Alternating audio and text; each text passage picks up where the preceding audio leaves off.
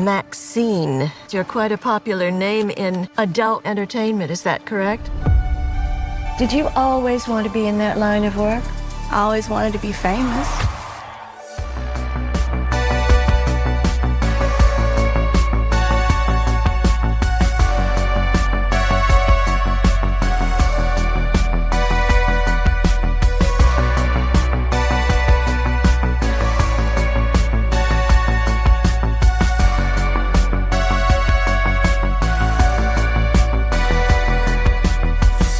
Just another movie night. Hello, everybody, and welcome to the show. We are Just Another Movie Night, and I am Scott. And I'm Joe. And today we are doing before and after reviews where we see a brand new movie in the theater and give our thoughts before and after. Spoiler free, of course. Spoiler free, of course. At least we try. Hey, Yes. it's not a dig. It's not a dig. We try.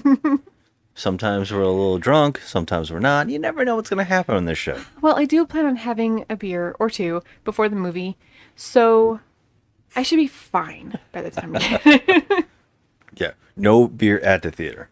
No, I don't do that anymore. Yeah. Okay, so today we are seeing MaXXXine. MaXXXine. Mia Goth and Ty West's collaboration. This is the third in a trilogy.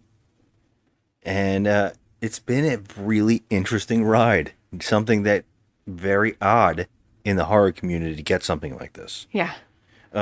Because usually we're either going to get a franchise or we're going to get something that could be expanded upon but isn't so successful and doesn't get more. This is one of those rare cases where they just said, yeah, just make a bunch of these. Yeah. And Ty West is going on. I mean, these weren't as successful as they should have been. I really think the first one, X, should have been more of a scene horror film, which is odd because so many horror movies make money. And X is one of those rare ones that actually deserved people to see it. And I guess we should say that. I guess we should talk about this, Ty West in general, because he seems like a hot button topic with horror fans. So many people do not like his films, and then there's the others that seem to like his films. And for people who don't know us very well, anyways, we're fans of his. Yes. I can speak for myself. I know that, to me, the movie that people seem to hate, House of the Devil, I really You really like that one. Yeah, I really enjoy his eye, and I also enjoyed X and Pearl. Mm-hmm. I've enjoyed his movies. I think The Innkeeper's not so much for me, but those three films in particular I really enjoy. And I think that what's really interesting about him as a director is that he gets knocked for doing homages, which so many filmmakers do, that people like. Right. And it's so, this is one of those trains where I never understand where everybody's getting off and getting on. Because some people like, oh, Tarantino's great.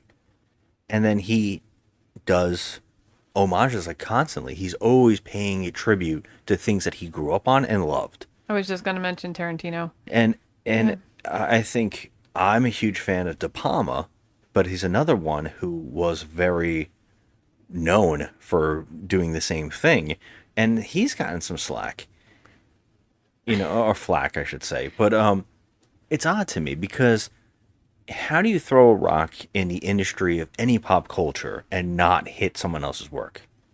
True. You really can't do anything new and inventive without embracing what got you there in the first place. So what's wrong with that? And people who say X is just Texas Chainsaw Massacre, I would say maybe watch that again. Maybe that's a point. Maybe it is a love letter on top of something else. And it to me is a pretty damn good film. So I'm a little shocked by it. The same thing with House of the Devil. Oh, it's I don't too get slow. that. No, Yeah. I don't get that Texas Chainsaw Massacre thing. I don't know. I mean, I can Oh, it's understand a little bit, yeah, oh yeah. but it's a Of different film. I course, mean, but it it was was, purposefully done. yeah. Yeah. I mean, how do you not? I mean, I don't understand that. And I don't understand why that's a bad thing. I never get that. To me, these films have been this really great and interesting study of Mia Goth, like her acting range and doing all these really inventive duality concepts and these exploration of women in these situations that are either forcing them to be something or telling them they can't be. Yeah. And that is a really great concept to explore. And I cannot wait to see how this movie in particular ends this kind of exploration of those things. Yeah, I try not to read anything on this, like any reviews or anything. I don't know anything. Yeah, I don't know anything at all. So I'm going in with a total, like, hopeful look on this. Plus, I love her. I think she has such a great acting range. I love her. I mean, she can do a whole 20-minute scene with just her face. Oh, yeah. It's fantastic. So, She's been robbed. Yeah. We've talked about this. Is one of these horror actresses that deserved Academy Award love, at least nomination love, yeah. because she did so much in Pearl and in X Yes. that most actresses don't get to explore. So I think that she definitely needs the recognition. I think we did an episode of our Oscar wishes for a couple years back, and I said it like 100 times. Like, Mia Goth is just being robbed. Yeah, from even X was like comment. one of my favorite movies of that year. Like, not even just horror movies, but just movies in general of that year. I loved it.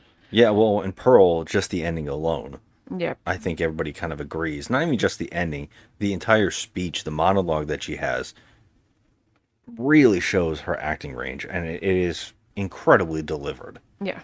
I love it. I look forward to his directing, and I look forward to her acting here, especially when you hear her talk in the real world in interviews.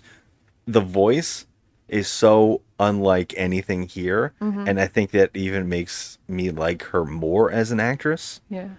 because it just like a whole nother person is on screen. Very interesting. I don't know anything about what is going on with the on-set drama that happened in January. I haven't heard anything since. I don't even know about that. So, Yeah, there was like a News to whole me. scandal where Extra said she kicked him in the head purposely. And yeah, it was like a background actor or something. And I haven't heard a damn thing about it since. well, So it came and either- went, so it was probably Yeah. just a rumor. I don't know what happened there. You think you would hear a little bit more, but they probably swept it under the rug a little bit. Probably. Who knows? I don't know. So, what are your expectations going in? Well, I should say. like we were discussing, such a good series so far. So interesting, so unique. Each movie has been a very interesting stab at what they're doing. And so here I can't I'm probably more cautious with this one than I have been. Why? Because it's the last one. The concept, like the other ones had this really interesting idea of like isolation, and this one is going to be in a city, and it's going to be more people, and it's going to be like a whole new like avenue to explore. And I don't know if that avenue will be the right kind for what has been already done. So I don't know. I'm a little nervous about that. I'm not nervous because it's set in the 80s, and that's my favorite decade. I Yeah, love it. I mean, if you're going in for just the nostalgia, maybe that'll I don't know. do I mean, let's it's a- scratch an itch. It's a factor. So, Yeah. it's a factor for me. So, yeah, Yeah, well, what's your thought? What's your score? I mean, What's the? I think I'm going to come out of this with at least a 7. Oh wow, okay. Yeah. I'm think probably gonna going to come out like with a 6. You think so? Probably. I think I'm gonna like this movie. I just like watching her on screen, no matter what she's doing. I just think she's great, and I think hopefully I don't know. Hopefully that Ty West will round it out in a good way. you Yeah. know? Yeah. Sorry, And there's my some. throat. I have like goobers in my throat. I can hear it. Yeah, I gotta get that out. Okay, carry on. I was just going to say, there's also a pretty interesting cast around the movie too. I know Kevin Bacon's in this. I know that there doing a kind of the, I don't know what killer it was in the 80s around where they are in the movie in Hollywood, but I think they're taking place with some real killer and Yeah. kind of going to merge that into the movie somehow, and I'm really fascinated on how. I think it was the Night Stalker. Is it the Night Stalker? Yeah. Okay. Yeah, Richard, what's his name? Yeah, the Night Stalker. I think. I could be wrong, but we watched a whole long documentary on the Night Stalker. Okay. I sometimes forget what area each person was. I'm pretty sure it's the Night Stalker. I could be wrong, but we'll find out. But yeah, I'm stoked to see this. I hope I don't get let down, but I believe in Ty West, and I think that he's going to do good. I have high hopes for this, and maybe I shouldn't have high hopes for this, but I do. Yeah, you always think that, right? Like, maybe Yeah. I shouldn't go in with such high hopes. Well, it's too You never late. know. I can't help it because I've been waiting for this movie to come out forever. Yeah. So when I first saw the trailer, and I'm stoked. I'm stoked beyond stoked. It's just a rare occasion that we get something so. It has 3 movies in a very it's not very discussed. It's not very. I mean, the horror people who love this know about it, but it's not like the mainstream, Right. which is baffling to me. Yeah, I have friends at work who don't even know what this is. Yeah, and that's what I'm talking about. Like, and again, I haven't seen many trailers, so it's weird, and it sucks because, damn, I feel like things like this should get a little bit more advertising, and I feel like people should know it more, especially since other properties that are very subpar get so much love.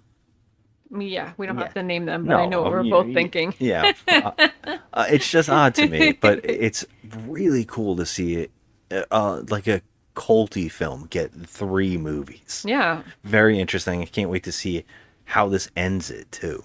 Yeah. I'm curious to see how it's all going to come together. Yeah. All right, Yeah. let's go check it out. All right. Name 5 celebrities who got their start in horror movies. Jamie Lee Curtis, John Travolta, Demi Moore, and MaXXXine, Minx. The Night Stalkers terrorizing Los Angeles. I can handle myself. So said every bad girl in Hollywood. MaXXXine, I'm the private detective. I had to find you. The past ain't finished with you. What are you hiding, MaXXXine? If I tell you something, we've got confidentiality. What'd you do?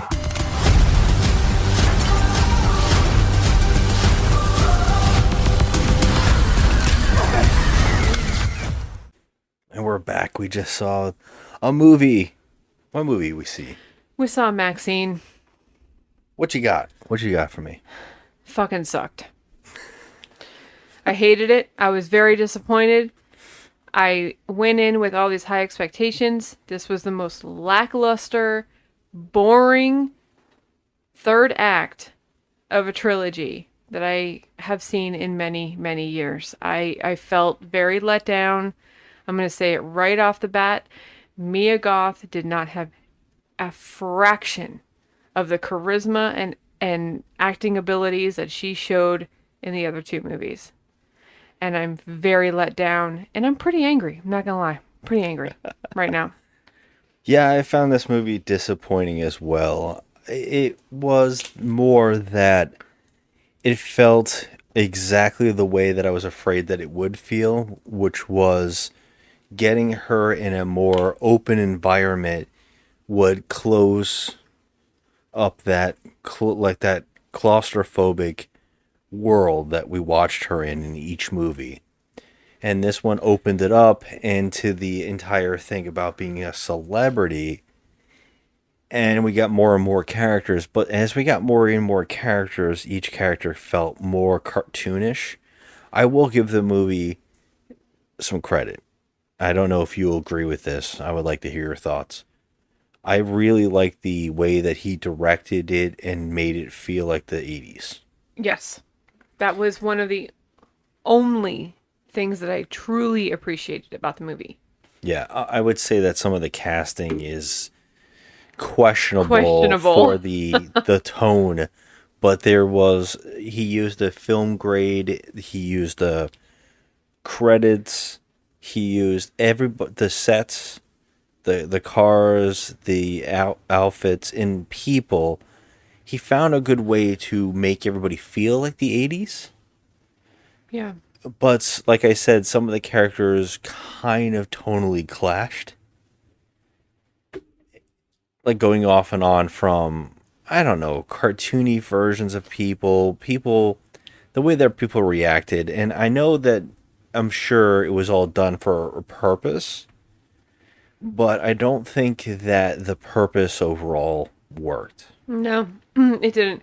It was very like I felt as though I was watching a film noir, but it didn't land. It didn't have those elements that you want in a movie like this. That was kind of like in the trailer. The trailer was 5 times better than the whole movie.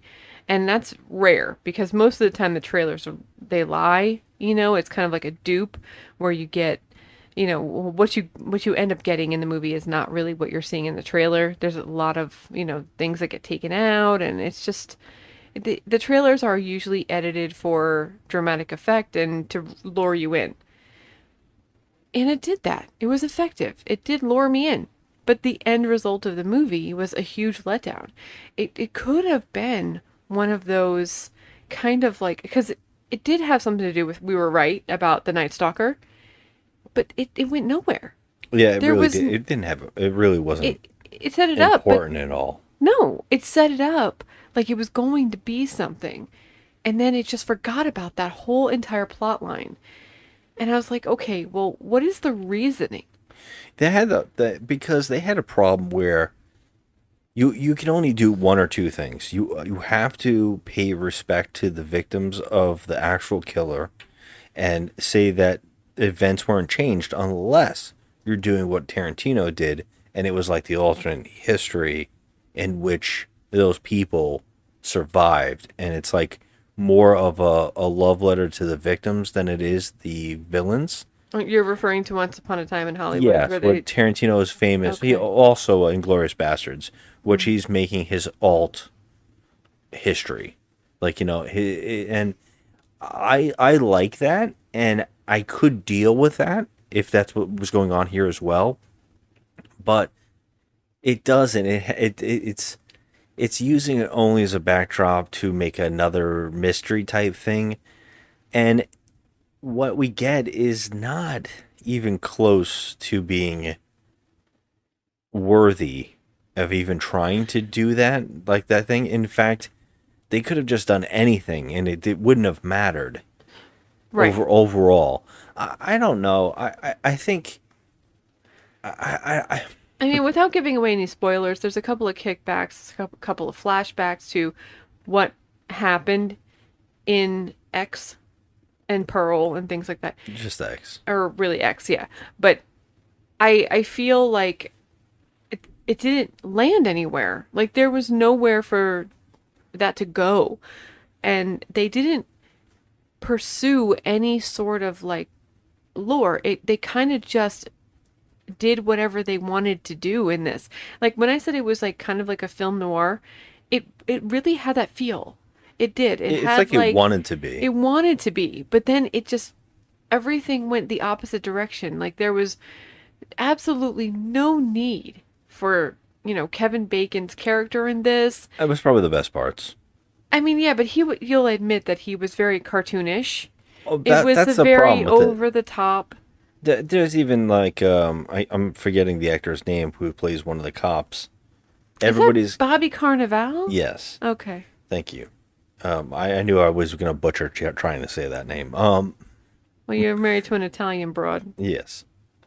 But yeah, I feel even he was like, this is a caricature.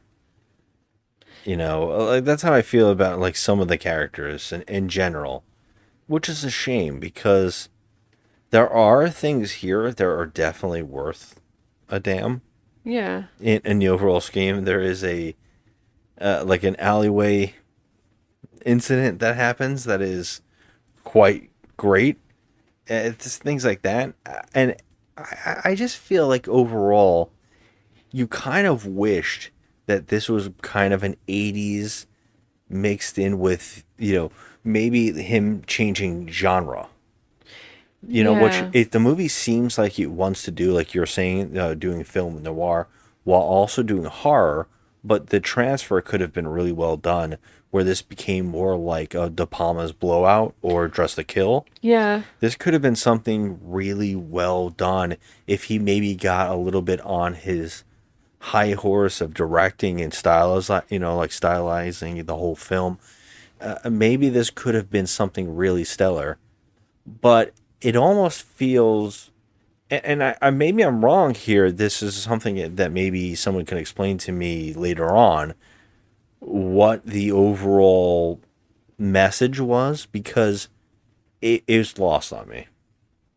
It's one of those rare times. We can talk off pod about what I believe the message was. I could be wrong. But I just feel like this was just a misuse of everybody's time. I mean, talk about a misuse of actors. I mean, Giancarlo Esposito, he's amazing. He had nothing to do here. Like, why would you even want to put him in this movie? I mean, without giving away anything, I mean, it's just a waste. I feel like, you know, at least Kevin Bacon had some moments where he was just getting to ham it up. But even Mia Goth, I mean, she was muted as compared to like the other films. It's very muted, very muted. And I just couldn't help but think like this could have been like one of those suspenseful like 1950s suspense movies, like, you know, from Hitchcock, like one of those but set in the 80s, and they could have really done it right, but except they didn't. Especially since the movie goes out of its way to pay a little bit of a tribute to Hitchcock. 100%. I was thinking about the whole time. And I think that's why I brought up De Palma, because De Palma has been paying tribute to Hitchcock for a bit. Yeah. And his movies feel very similar. Yeah. And I felt like they could have gone in that direction. I don't know. I feel like he had an overall thought of why he wanted to do this movie and continue the character, when I don't really know if it was necessary. I would have liked more of expanding on the plot line of the tape from X. At the end of X, that is, you know, there is a tape that is found by the cops. Yes. And this movie kind of touches on it, but then just forgets about it. It does forget about many things, and it leaves you wondering, like, okay, wait, well, did I just watch that? And why did I watch that? Well, like, what are they going to explain anything? And are we going to get any kind of feeling or emoting out of Mia Goth at all? Like, she was just so bland. I was so disappointed. I feel like this could have been even, okay, say it was even De Palma directing this. I think he would have done a better job, because he would have made it more like Hitchcockian than, you know, it needed to be, because he would have added that, like, that extra suspense in it, that extra, just the little zing. This felt so flat that I was like, wait, the credits are rolling? Are you kidding me right now? Yeah, it's so odd, and I don't know. How? The people in the theater didn't get up. I don't know if there was something that we were supposed to wait for, to the credits, but I felt in you that you were just like, I'm done. But I don't blame you, because I was very bored in the last half. Oh, yeah. The third act, I was struggling. It was such a lackluster film compared to the other two. And I feel like he should have ended on a stronger note, you know, because he is supposedly ending this. Like, this is the end of the whole, you know, the trilogy. This is the end. So he should have went out with a bang, something huge, something good, something memorable.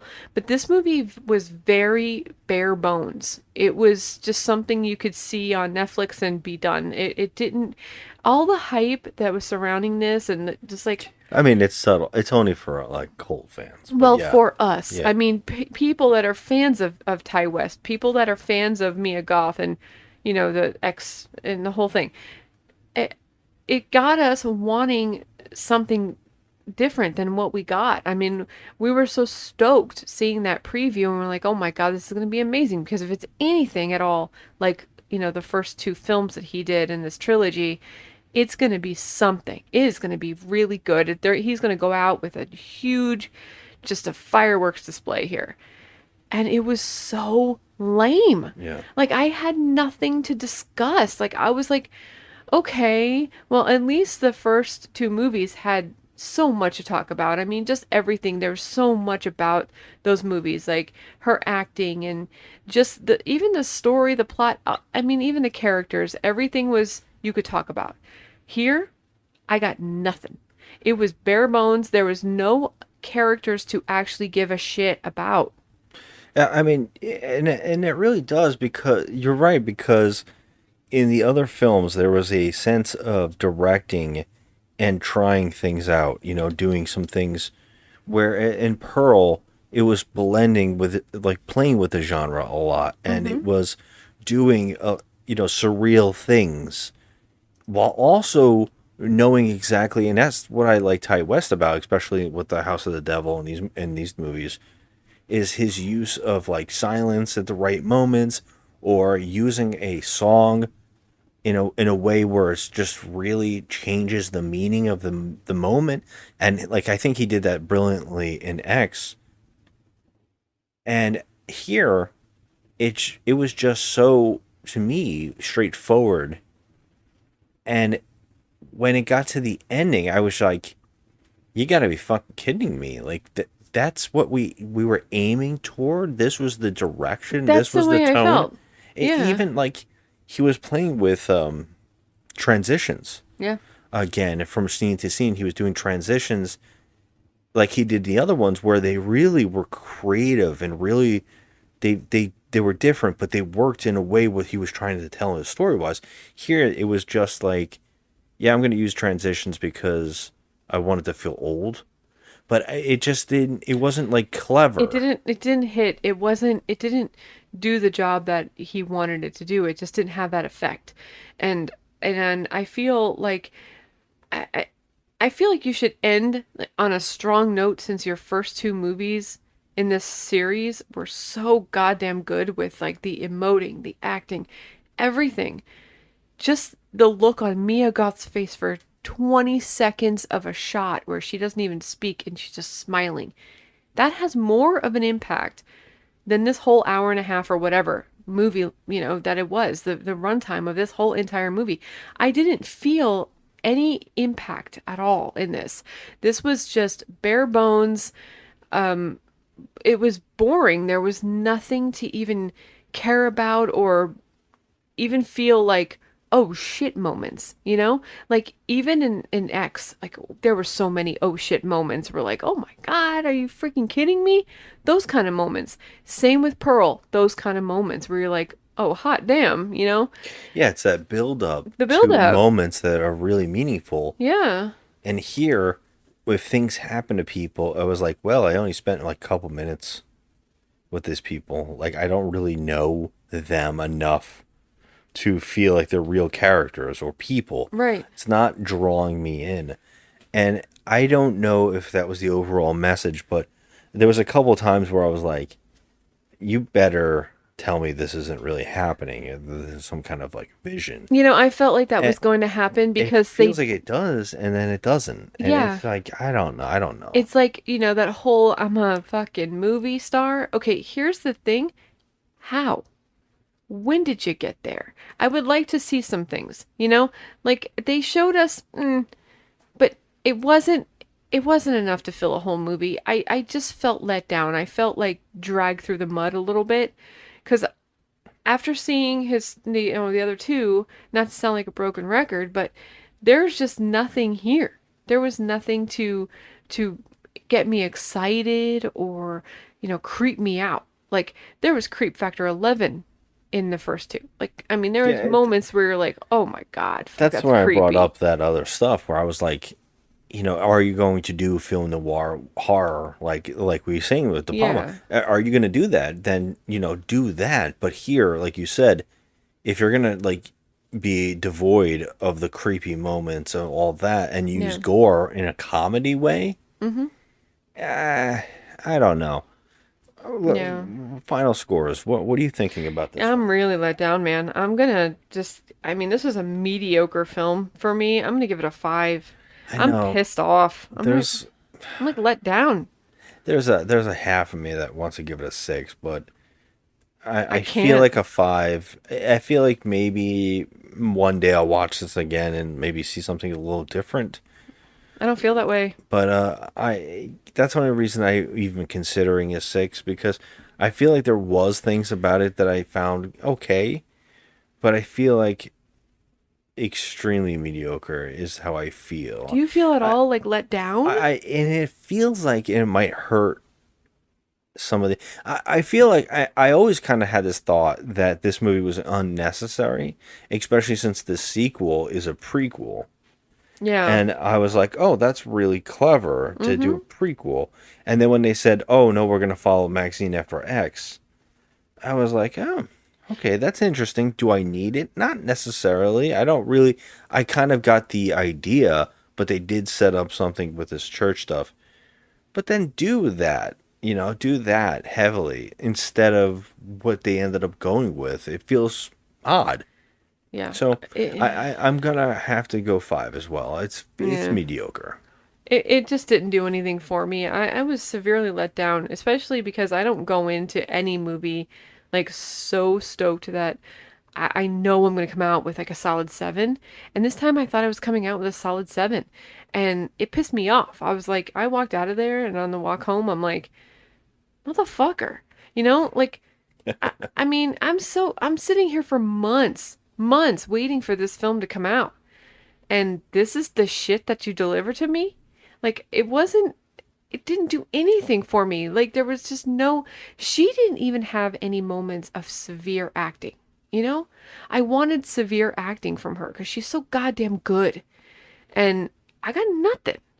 Yeah. So I'm let down. I mean, I'm pretty let down at this movie. So, yeah, 5. I don't even care if you see it or not. Just wait until it comes on streaming. You don't need to go to the theater.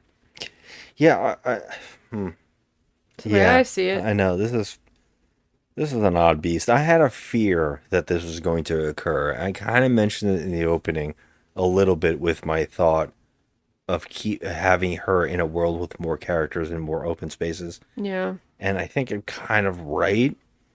But I feel like there was much more here to be afraid of. I thought, in the back of my brain, I'm thinking to myself, this might actually hurt the character unless they can find a way to make it interesting following her. But we need to only follow her. And I was thinking about that the whole time. Like, we have to see her rise from, like becoming a celebrity. And it's like barely touched on. And the moments that the movie does, by the way, take place on movie sets are probably some of the highlights. Like, this is cool. Yeah. They show a little bit of a filming of a movie, which I wish it was a bigger part of this movie. Yeah. But this way it could have kind of clashed maybe successfully in a story narrative, but I don't know. Yeah.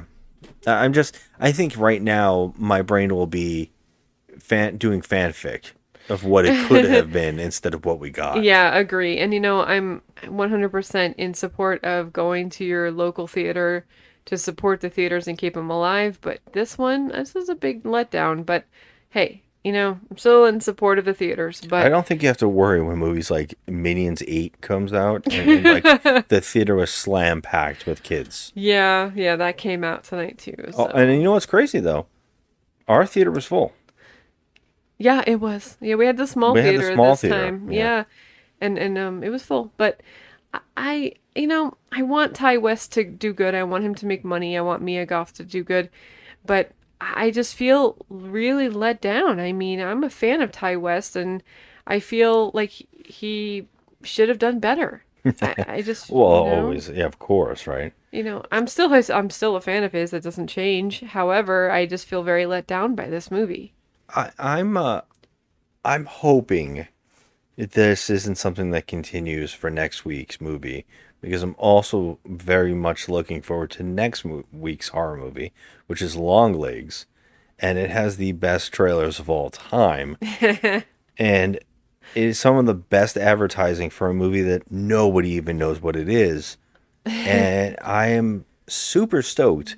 It's also directed by another indie developer. Like, his movies are very hit and miss as well. He did like Black Coat's Daughter and stuff like that. And I'm nervous after seeing this, being psyched for Longlegs. Well, did Nicolas Cage work with this director before? No. No? This is the first time? Yeah.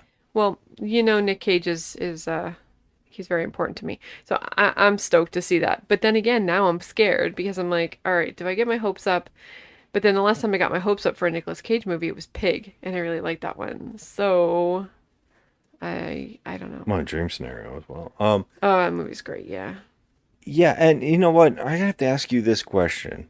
Okay, after watching this and being disappointed, looking back at last week's movie, which is The Quiet Place Day One, do you now think that Quiet Place Day One is better than you thought it was? Yes. Yeah, I do too. I know. I after thinking about that movie for a couple days, I was like, we might have reviewed it a little too low. What did I give it? A 6? I gave it a 6. And you know what? I'm going to stick by that 6. It's a pretty decent movie. Well, I'm not going to pit it against this film. I'm just saying in general, when you look at a movie like this and you're like, yeah, it's Quiet Place was pretty good. I mean, yeah, but that's just pitting movies against movies. And as a film, I still am going to go and stay with my 6 because I think it was better than mediocre, but I don't think it was great. So I'm going to stick with my 6 on that one. But this one's a solid 5. I mean, MaXXXine let me down big time. All right, so till next week, hopefully we have better success. Well, Nick Cage never disappoints me. I don't care. He's a national treasure. Oh, damn it. See what I Willy's did? Wonderland. Did you see what I did? It's a national treasure. Fuck. Oh, jeez. I did this once before in our podcast. I totally didn't mean to do that. But yeah, he is a national treasure. All right, I hope he rocks. Or otherwise, we'll have to get on the Con Air and Face Off? Yeah. Oh my god. It might be a good adaptation. Oh my god. Stop. All right, let's get out of here. You're a movie star.